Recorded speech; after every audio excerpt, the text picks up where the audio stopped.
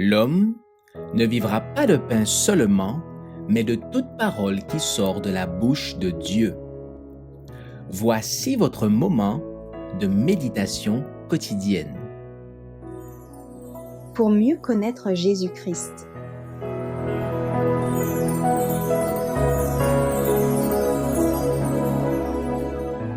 Un guide et un ami.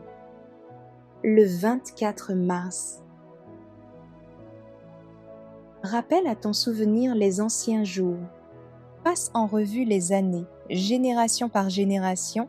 Interroge ton père et il te l'apprendra, tes vieillards, et ils te le diront. Deutéronome chapitre 32 verset 7.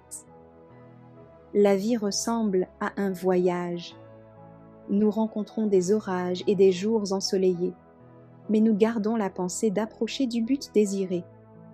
Nous serons bientôt au-delà des tempêtes. Notre devoir est d'écouter la voix qui nous dit « Recevez mes instructions, car je suis doux et humble de cœur ». Matthieu chapitre 11 verset 29.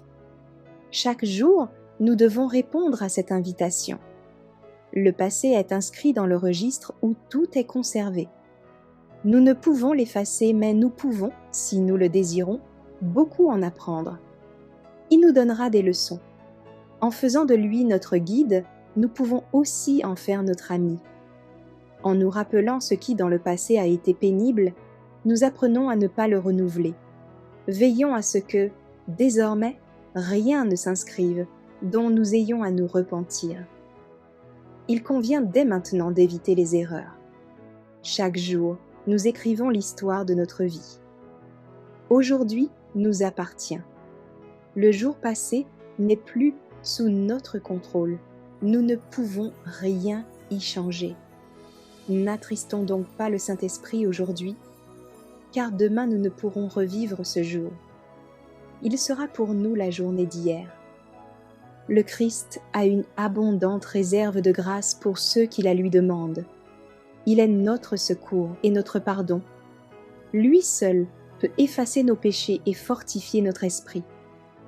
En regardant le passé, non comme un ennemi, mais comme un ami qui nous avertit du danger, nous en ferons un compagnon fidèle. Voulons-nous rechercher le bien et rejeter le mal? Voulons-nous marcher humblement avec Dieu? Nous ne tomberons ni ne serons découragés. Et l'œuvre présente, dont les résultats échappent à notre contrôle, sera rémunératrice. Nous n'avons que peu de temps pour travailler. Ne nous laissons pas absorber par les soucis. Tenons les yeux fixés sur notre vocation céleste en Jésus-Christ. Accomplissons l'œuvre qui nous est confiée, comme ayant à en répondre devant tout l'univers. Ne faiblissons pas, ne tombons pas dans l'incrédulité. Dieu désire que nous regardions à lui comme à notre recours et que nous nous efforcions d'être parfaits en lui.